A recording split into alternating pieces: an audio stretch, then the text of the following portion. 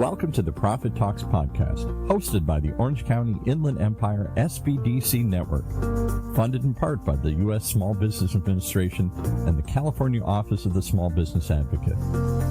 This show is the go-to resource for business owners seeking empowerment, education, and resources to succeed. Join us as we connect you with experts, share the triumphs of fellow entrepreneurs, and reveal the wealth of assistance available to you today to level up your business. So let's go. Let's dive in and learn more. Let's learn more about something I know nothing about. I know something about starting a business, but I know nothing about starting a pottery business. And that's why we have, let her introduce herself. Blanca, introduce yourself to our audience here. Hi, my name is Blanca Torres, and I started my pottery business about 4 years ago here in Palm Springs, and I finally got my brick and mortar.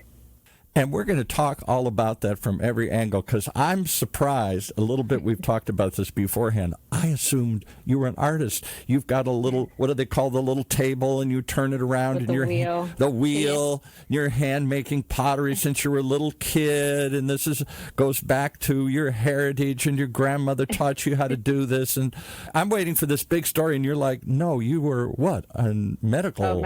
Yeah, in the medical field. Yeah.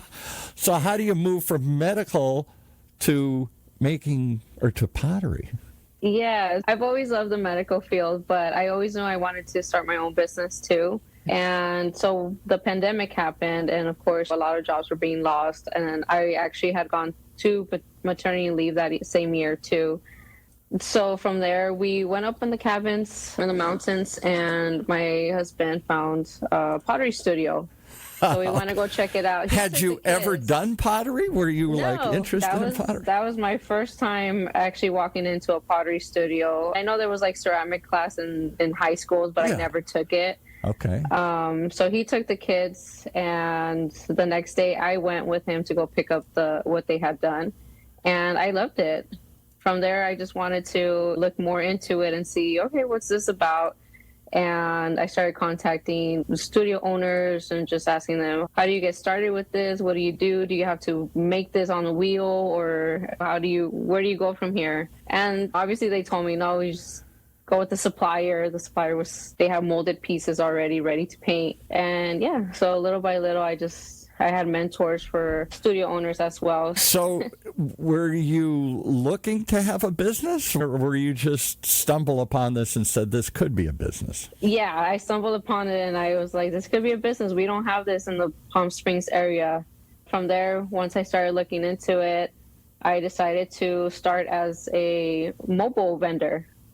So I would mobile vendor. You'd show up, what, at somebody's house or at a street fair or something? At the street fair, yes. In the Palm Street Fair, that's where I actually started my little adventure. And then from there, farmer market, the main people of the farmer's market, they would come by. Right. And they're like, hey, can we have you come over? And it just extended from there. Then you don't actually mold the pottery. You're using pieces that you bought in different shapes from some vendor, but these are from a supplier. Yeah, these are not painted, they're not glazed, they're just basic raw pottery, right? Yes, correct. And then what do you do with it? You paint it, you glaze it, Yes. So the molded pieces are ready to paint, so the customers just sit down, they paint it however they want. They leave it here with me. I glaze and fire it. And then once it's ready, it gives it a glossy finish, and they take it home. Wow. Which takes about, I would say, 24 hours for a whole process. So you got some kind of, what do they call it, a kiln? Kiln, yes. K-I-L-N, and this is like a big fire. Now, you had this, kiln at your house or wherever you live? I did, yeah. So I didn't have one at first, obviously, and I had asked a ceramic where you actually take the wheel classes. I had asked, hey, can I use your kiln to fire my pieces? But then my husband was like, you know what? Just get your own. You're going to have to figure it out anyways. And I did. Now, your husband has supported this. He's, go for it, honey. Instead of saying, this is crazy, go get a real job. Oh, no, he definitely told me I was crazy about it.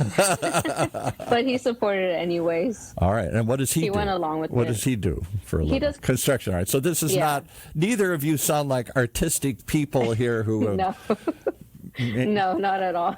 But you thought it was fun, and he has a very creative mind. So for him, if you have something in mind, just go for it. And for him, he just thought it was just going to be a hobby for me. Yeah. Let's talk about how it went from hobby to full-time gig here. So you got your little supply, and you show up at the street fair, and people buy it, and they paint it, and then you take it home and fire it up and say, it's ready. And it's cute, and it's hand-drawn, and their kids do it, or they do it, and maybe it's beautiful, or maybe it's just silly, and they buy it. Then you said, I want to rent a space, honey. I want to get a real shop. I want this to be a business. Why not go into one of these franchises? There are, what do they call them, Color Me or something? Color Me Mine, yes. Yeah, that was an option too, but I don't know. I just want to try my own thing and see how things went. And after a year of doing it, that's where I felt like, you know what? I think it would be a lot better if I had some help.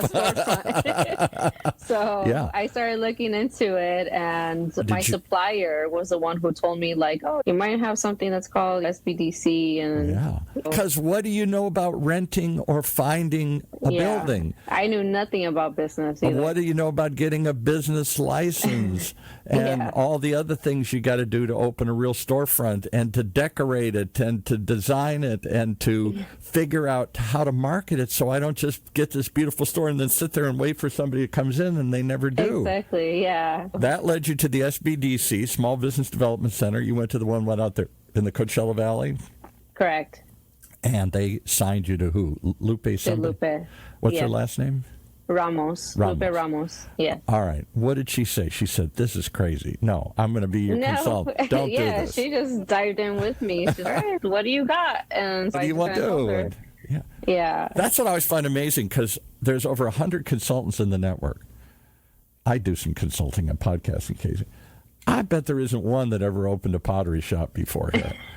Some of them have opened big, giant businesses, or there was one lady at the Brea Center, or at the Fullerton Center, who's used to run leasing for the Brea Mall. And there's big, powerful people in this thing, and you say, I want to open up a pottery shop. Pottery. She didn't laugh. She didn't make you feel crazy. No, she was supportive and helped you. Yeah, she's just like, all right, what do you got? Where did you start? Where do we go from here? Had you had any sort of books and records? Did you have, or you were just making them and say, oh, I got some money here? Did you? I wouldn't really. A business plan or a business records or an accounting? No, I had nothing. Maybe an accounting, but. Books. You kept little track and stuff? No, not really. No, it was just like a person that does the taxes. So I was like, hey. Here, I made some money. Tell me what to do with it here. Yeah. So what did Lupe do for you? How did she help you figure this thing out? Give us some examples. Or did they help you find a store? Did they help you write a business plan? Did they help you? I feel like she helped me with everything. It was a very tremendous help. She was like, all right, we need to start with a business letter. We need to start, business plan letter. We need to start with your financials. We need to start with the projections. And so we did a lot of homework, which taught me a lot. None of that you'd ever done. You didn't. None of it. Yeah. So she asked questions, you answered them. Out of that, she created a business plan and some projections, and she created some financial. A business plan for it. How many people have to come in a day? What are we going to charge them? Correct. How do we find them? Et cetera, et cetera. Because that's what a franchise, when you buy the franchise, they hand you the plan. Ta-da! There it is. Yeah, they make it easy. Yeah. You're going to do it from scratch here with Lupe's help here. All right. How long did you work with her? How long did it take to get this thing going? Since the beginning of 22. So this is what?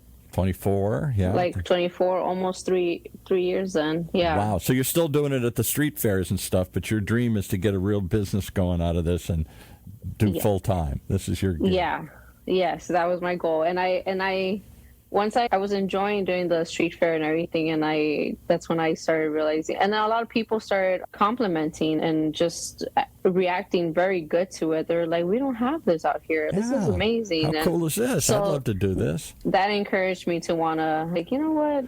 Maybe I should go for that store. So Lupe hung in there for 2 years or a year or so, and you kept working on the stuff. There's just this little hobby business that you do once in a while. Yeah. And she's with you saying, no, we're going to make this a real deal. We're going to make this income a reality.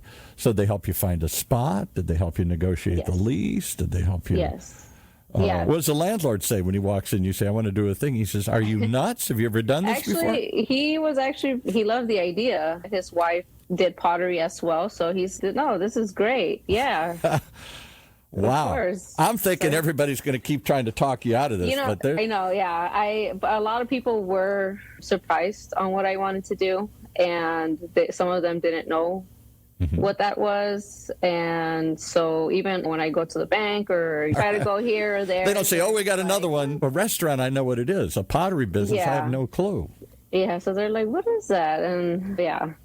All right, so Lupe hangs in there. A year, two go by. You got plans. You get projections. You create some financials. Did you need a loan? Did you get a grant? Yes. Did you just fund this yourself? Yeah, so I definitely needed a loan, and it was really hard to get there financially. Because you never did it before, and nobody knows what it is? Before. Yeah, and I didn't have, I had gone to maternity leave, so I didn't have an actual job. I would...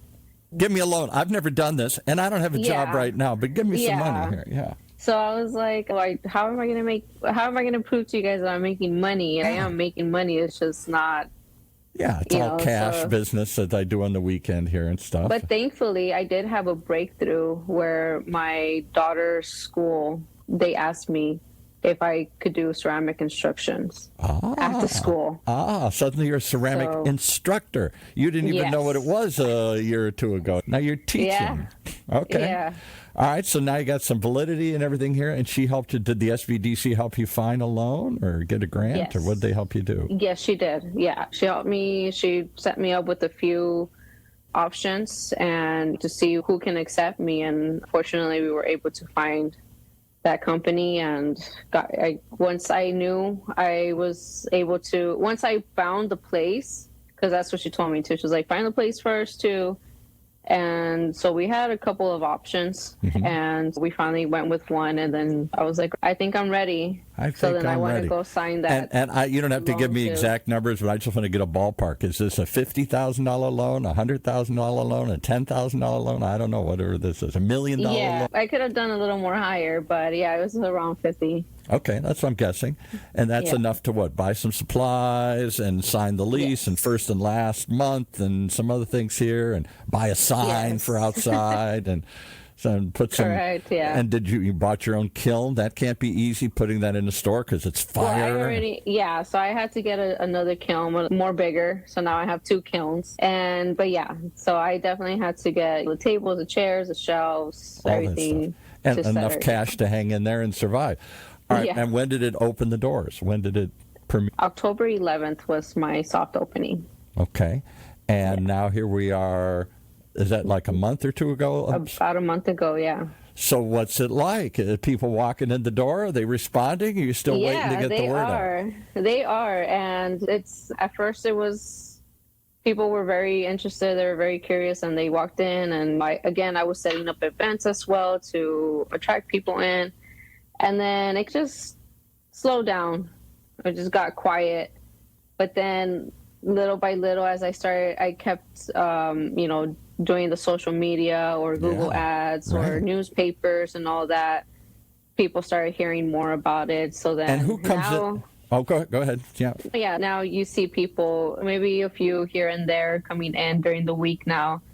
So it's starting to. And who comes in? Is it people with kids? They want to do this as a ceramic project, or is it a fun party, a birthday party for adults or kids or something? I've seen that at these color me things. You go in and read the set for stuff. It's a mix. Yeah. It's a mix. Yeah, parents with their kids coming in. I have canvas painting nights, so you see. Yeah, I threw that in there too. So just to add a little spice. And then do you have like little coffee? Is it a cool place to hang out or something here, or is it just a workshop? It's just a workshop, but for events I do offer, here's some bakery items, some fruits or some wine. Yeah, people seem to enjoy that. I got to drink a little wine while I'm painting my pottery. Yeah, like a little sip and paint. Yeah, sip and paint. I'm sorry to laugh because it just sounds unbelievable to me. Somebody with no experience, no artistic training, no business background is going to say, I'm going to do this myself, honey. And their husband says, let's go. And then they find somebody and you get a loan and you got a location and you're really, what's the business called now? Fired Up Pottery. Of course. What else could it be? We're fired up to talk about it. We're fired up to try it. Fired Up Pottery. And where is it located? In Palm Springs? In Palm Springs, yes. Give us an address or across. It's 440 S Cielo Road, Suite 6, Palm Springs. Is that on the ground floor or the upper floor? Or? It's only one level floor, yeah. Okay. It's a little plaza. What are you next to? Are you near the downtown area? Or are you off in a... I'm actually right next to the airport. The airport. Okay, well, that's Yes. easy to find. Yeah. Little corner. There's a little corner plaza and I think there is by like the entrance. Yeah, I think I've seen that. Okay, because I go to Palm Springs periodically. All right, and it's a small space, what, 800, 700 feet, something like that? 860, yeah. Okay. It's small, but it's a good start, I feel. All right. And where do you think this heads? Is this going to be other stores? Are you going to franchise it? Has you got big dreams, or is this just going to be fun and this is your business? Who knows? I think now I'm going to take it one step at a time. So we'll see. We'll see because I do want to eventually expand and make it a little more bigger, but Yeah. I'm going to give it some time and Give it just some time. learn the whole business part of it as well. Does your husband come in and help you work there? Or is this He doesn't come in to No, help, this but, big tough guy isn't going to be sitting there painting pottery. Come on. No, but he does come in. You know, when we have events, because I'll let the kids come and hang out here because there's other kids. Last month I had a Halloween paint party, so There you go. I offered pizza and drinks, snacks. How cool is that? Yeah. Yeah, why wouldn't I let my kids enjoy a little bit of that? And how many So then people he'll just come in. How many people come to these things? 5, 10, 50? I don't know. 10, 20? Maybe less than 40. 40 people you got to come 20, out. Yeah, between 20 and 40 people. I tip my hat to you here. Wow. You're doing it. You're doing it. Well, good for you. Good for you. I'm glad that you followed your passion. I'm glad you found a partner that'll help you so you could find your way into this business. Because a lot of people have these little side gigs. I don't know, bouncy parties on the weekend, or I go to the swap meet and I paint something, or I sell plants, or I see those kind of people. That's cool. Yeah. But you've taken this to another level, like serious business here. What would you tell somebody who was thinking, is this easy to do or is it tougher than it looks? It's tougher than it looks, for sure. You really have to put a lot of work into it. And if you really have the passion for it, you'll find your way. And what did your family, other than your husband, are your mom and dad around, or sisters or brothers? Yeah. Are they all looking at you like, this is nuts? Or are they like, no, this is cool, I want to get into this? Or both? Well, I don't know about the pottery part, but as someone who's trying to make a business out of it, they have been very supportive. And there's obviously been those discouraging times when you're like, no, this is just not going to happen. Yeah, but it doesn't go straight up. And family, yeah, they push me more into it, and they're like, no, like, you got this. You're not a quitter. And so... Do you have a family or friends who are self-employed, or does most of the people work for somebody? Most of the people work for somebody, so this is definitely new for the family, and I think that's why they encouraged it more, because we all always worked for someone, except for my husband. I'm going to tell you a story. So my son-in-law is Hispanic, young Hispanic guy, worked his way up, started as a teller, then became something, and then an assistant branch manager. Now he's a branch manager for a big bank. He's in his mid-30s. He dreams of being you. He is so tired of working for somebody else. He said, even if it's something small, I want it to be mine. I want it to build it. I want to grow it. I want to control it. I don't care if I have to work 100 hours a week at it. And yeah, I get a nice salary as a branch manager and I get benefits. It's hard. He can't let go. He can't figure out how to let go. And he's afraid to take a jump. Yeah.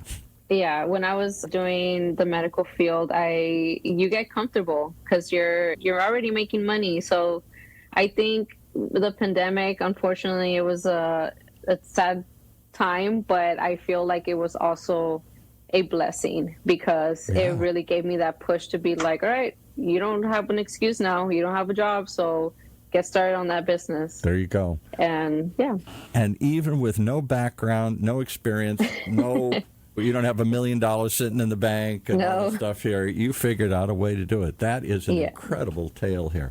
And so far, it's succeeding and growing. I hope you'll come back in a year or so, and we'll find out how you got 3 of them, or you've doubled it or tripled it or something. Right. What else, I guess, are there other businesses like, because we're hearing that storefronts are going away. Nobody wants to go to storefront. I would think you'd just stay forever in there's no cost, there's no risk. Well, but you took a big leap to get a building. I did, yes. Yeah, it was scary because obviously the economy is not that great, but I just wanted to give it a shot and see where it takes us and figure it out some way or another. Figure it out. You just defined the whole American dream right there. I'm going to take my shot. I don't care what you say. I'm going to figure it out. I'm not going to quit.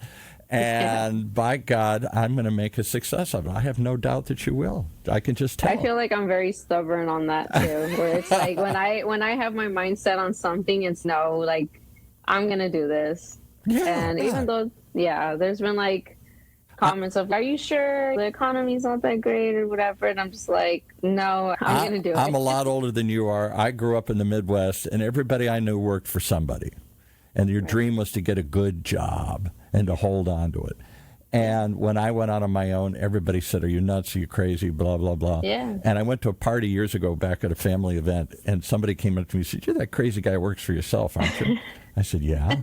He said, I admire you. I wish I could be you. He worked for the railroad or something. He had a great job, but it's what his dad did. It's what his grandfather did. He said, I hate working for the railroad. This isn't me. He said, I wish I could have the nerve to quit and go try something else. But everybody where I grew up, oh, that's scary. Don't try that. Yeah. Please. You did it. Yeah, because it's the unknown. It's the unknown. That's why I think it does help to ask people advice. Has the SBDC worked for you? Sounds like it has worked out well for you. Yeah. Yes, and then I've also had a studio owner as mentors. There you go. Got to get supplier as mentors. Because they want to sell you stuff. They want to see these. Yeah, exactly. I think it's just an amazing tale, and it sounds like it has yet to we're not sure how high it's going to grow, but I have no doubt it's going to keep going and growing.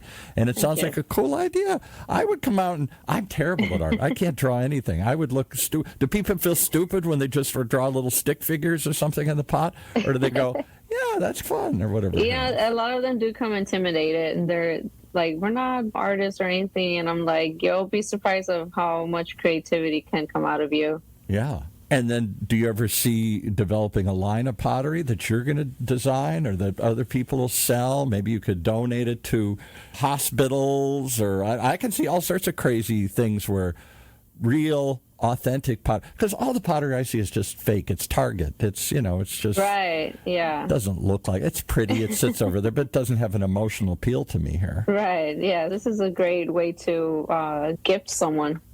Yeah, there you go. I think you should open up a little cafe or a little something that can have a little something to go with it. I've been told, yeah. A little drink, a little sip, a little coffee, paint a little thing. Yeah. Yeah. And so we'll see. We'll see about that. Palm Springs is a very creative market out there. Lots of seniors and lots of creative types and stuff there and everything like that. Which why I thought it was great, because it's like, Palm Springs is very artistic. So. It's very artistic. You're not doing it in, I don't know, pick some place that's not artistic. Where I grew up, Detroit. Yeah, that's not an artistic place. All right. So again, give us is there a website? Is there a give us everything you got so they can find you here. Yes. Okay. So my address again is 440 El Cielo Road, Suite 6. El Cielo. I got to spell that. Cielo. Ciello. El Cielo. Yes. All right. And right near the airport. By the airport on Ramon. And my website is fireduppottery14.com. Okay. And do you have Instagram and other things? I can see people doing this. Hey, look at me. Yeah. If I do it, you can do it. Yes. My Instagram is fireduppottery14. 14. Why 14? Yeah. Just because that's mean? The day, my birthday. Oh, okay. My birthday was just last Thursday. All right. Happy birthday. My dad's birthday, my late father, was October 14th. So there you go. 14th. And he was he was a big success in life. So there you go. Nice. Must be a lucky day to do that. All right, I just am amazed. I'm sorry if I'm amazed, because when they told me she did what? A pottery business? No experience, no artistic background, and a tough time in the economy, and she's like, yeah, I'm going to go for it. I'm going to do it. You found the resources and the mentors to make it happen. And by God, everybody should go. I got to go check it out now. When I go out to Palm Springs a couple times a year and sit there and share, I got grandkids. They think they're artistic and they would love to make some pottery and stuff. I have great events coming up in December for kids as well. It's going to be ornaments. Ornaments. Christmas trees. I hadn't thought about that. We can make little ornaments, and then it gets passed down to the generation. It sure can. Little Joey did this, and when he was 3, and now we put it on the tree every year or something. We do that with our kids, so that's why I'm like, I'm sure other families will enjoy this as well. I'm beginning to see the light. I'm beginning to understand the passion and the purpose of this whole thing, and I thank you for coming on and sharing. Hopefully, we can inspire somebody else to take that leap here. Yes, I really hope so, too. If they want to reach us or phone number or anything, maybe somebody wants to call up and you be a mentor to them. Yeah. What's the store number? I can do that. What's the store number? I don't have a store number yet, but I can give my number. It's 760-534-6546. So they can call you up and ask you questions, say, you know what, I heard this, and I'd love to do something like this, but everybody says I'm crazy. How did you do it? Where did you do it? What did you do? Yeah, I don't mind at all. Right. I think if we help each other climb up those stairs, the ladder, those mountains. Yeah, mountains. For many of us, it seems like a mountain, but you've proven it's not impossible to climb. Thank you for coming up and joining us. What a great story. What a great show. And I'm going to come out and check it out. And even though I can't draw anything, I'm going to try it, see if I can figure it out. Thanks for joining us. That sounds great. All right. Thanks for joining us here today.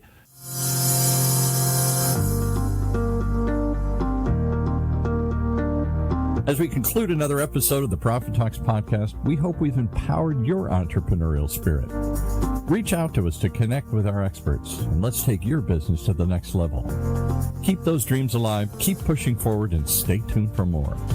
And if you liked what you heard in today's podcast and you want your business to reach new heights, just contact us at profittalkspodcast.org or call us at 1-800-616-7232. That's 1-800-616-7232. So until next time, keep thriving.